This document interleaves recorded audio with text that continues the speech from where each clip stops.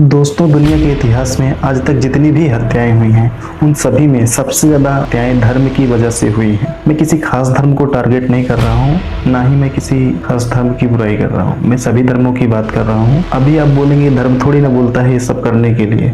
हाँ, धर्म नहीं बोलता है सब करने के लिए, पर ये सत्य है। मैं आपको एक उदाहरण से समझाता हूँ। हिंदुइज्म, जिसको सनातन धर्म भी बोलते हैं, उसके हिसाब से पहले तो एक इंसान का शरीर एक कपड़े की तरह है, पर उसके अंदर जो आत्मा है वो हमेशा रहती है। आत्मा शरीर कपड़ों की तरह चेंज करती रहती है और जैसा कर्म इंसान करते हैं वैसा ही फल वो पाते हैं। और पुराने जन्मों का हिसाब आपके शरीर को चुकाना पड़ सकता है, वो बुरा भी हो सकता है। अब इस आइडिया पे सवाल उठाने के लिए मान लो एक लड़का है जिसका नाम अमित है। उसको ना बहुत बड़ी बीमारी हो गई है। अब दुनिया में ना एक ही बैंक है जिससे उसको लोन मिलेगा। अब उस बैंक से वो लड़का जाता है लोन मांगने के लिए। भाई साहब, आपका ऑलरेडी बहुत ज्यादा डेब्ट है और सिविल स्कोर भी आपका बहुत ज्यादा खराब है, तो आपको ना लोन नहीं मिल सकता। मैंने कब लिया लोन मुझे याद नहीं, लिया है, बहुत सारा लिया है। और आप जो बीमार हो ना उसी की रिपेमेंट है ये। कोई तरीका है पता लगाने का? ये हम आपको नहीं बता सकते कि आपकी आत्मा पर कितना डेट है, पर बहुत सारा है। अच्छा ठीक है, तो ये कर्जा कैसे चुकाऊं मैं?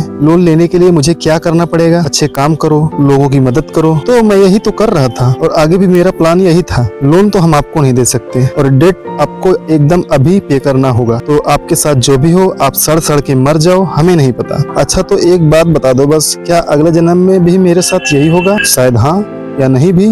अब हमारी दुनिया के हिसाब से किसके ऊपर कितना डेप्ट है ये आसानी से पता चल जाता है पैन कार्ड और क्रेडिट स्कोर के माध्यम से है। और टाइमली लोग डेट पेमेंट कर भी देते हैं और डेट फ्री रहते हैं। तो ये चीज़ तो प्रूवन है कि ये सिस्टम हमारी दुनिया के लिए काम करता है।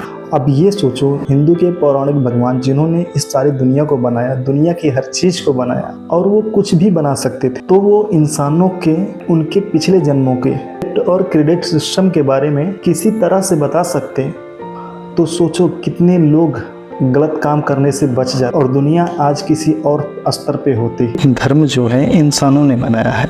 अगर ईश्वर ने बनाया होता कोई एक ही धर्म होता, इतने धर्म नहीं होते। ये उसकी एबिलिटी में था, वो सब कुछ कर सकता है, कुछ भी कर सकता है, तो ये भी कर सकता था। वो फालतू में हम लोगों को आपस में लड़वाता नहीं। वो लाखों बेगुनाह मर रहे हैं। समाज में आज इतनी हिंसा, इतनी नफरत है, कोई नहीं आ रहा है हमारी दुनिया को बचाने के लिए। तो मैं कैसे यकीन कर लूं कि कोई है जो इस दुनिया की रखवाली कर रहा है? आप कैसे यकीन करेंगे कि कोई है? अगर कोई आपसे कहे कि मैंने आज एक हाथी देखा जिसको पंख लगे थे, वो उड़ रहा था वो, तो आप उससे पूछेंगे कि कहाँ देखा भाई, साबित करो कहाँ देखा। तो वो बोलेगा मैं साबित नहीं करूंगा, तुम साबित करो कि मैंने देखा है।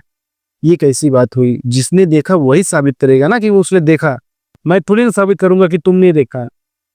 जिसने देखा है वही साबित करेगा कि वो उसने देखा है। दूसरी बात, लोग कहते हैं कि अगर दुनिया में ईश्वर का डर नहीं रहेगा लोग हिंसक हो जाएंगे, किसी का डर नहीं रहेगा। लेकिन मैं कह रहा हूं, कोई अगर हिंसक या अहिंसक है तो ईश्वर के डर से नहीं।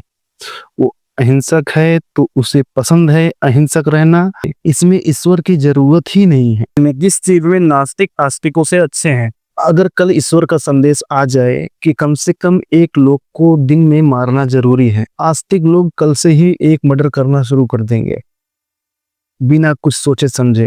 ये बात सच है। जैसे सती प्रथा, ईद बकरीद पे जानवरों की बलि देना, ये चीजें हुई हैं, इतिहास में आज भी हो रही हैं ईश्वर के नाम पे। और इस चीज से नास्तिकों को कोई फर्क नहीं पड़ता कि ईश्वर का संदेश क्या आने वाला है या क्या आएगा।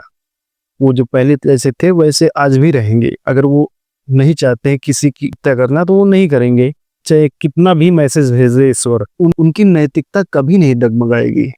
हालात चाहे जो हो, जैसे वो पहले थे वैसे वो आज भी रहेंगे। वो किसी की हत्या ईश्वर के नाम पे नहीं करेंगे, हालात चाहे जो हो।